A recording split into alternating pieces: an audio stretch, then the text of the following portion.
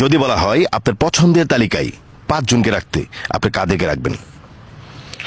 আমার বাবা, বাবা, আমার মা, ফাইন, আমার ভাই, ভাই, আমার বন্ধু বন্ধু, আর আমার বউ। আপনার বউ। ওকে, ফাইন। এখন যদি বলা হয় এই 5 জনের মধ্যে 2 জনকে বাদ দিতে, তাহলে আপনি কোন 2 জনকে বাদ দিবেন? আমি আমার বন্ধু আর আমার বাবাকে বাদ দেব। বন্ধু এবং বাবা। বাবা। থাকে কে?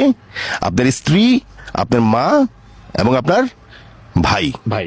ওকে, এই 3 জনের মধ্যে যদি বলা হয় আরো 1 জনকে বাদ দিতে হবে, তাহলে আপনি কাকে বেছে নেবেন? তাহলে আমি আমার ভাইকে ভাইকে বেছে নেবেন। ভাইকে বেছে নেব। ওকে, ফাইন। ঠিক এখন যদি বলা হয় এই 2 জনের মধ্যে 1 জনকে বাদ দিতে হবে, 1 জনকে বেছে নিতে হবে, আপনার স্ত্রী এবং আপনার মায়ের মধ্যে কাকে আপনি বাদ দিবেন? খুব কঠিন। আমি আমার মাকে বাদ দেবো, আমার স্ত্রীকে রাখবো। আপনার মাকে বাদ দিবেন? জি। আপনি আপনার মাকে বাদ দিয়ে স্ত্রীকে কেন বেছে নিলেন? দেখেন, আমার মাকে দেখার মতো কিন্তু অনেকেই আছে। আমার বাবা, ভাই, বোন কিংবা আত্মীয় স্বজন অনেকেই আছে, কিন্তু আমার স্ত্রীকে দেখার মতো কিন্তু আমি ছাড়া আর কেউ নাই। কারণ সে আমার উপর বিশ্বাস করে বাপের বাড়ি থেকে আমার কাছে আসছে, আর পাশাপাশি আমার সন্তানের জীবন জড়িত এখানে, আমার সন্তানের ভবিষ্যৎ এখানে, যে কারণে আমি আমার স্ত্রীকেই বেছে নিলাম।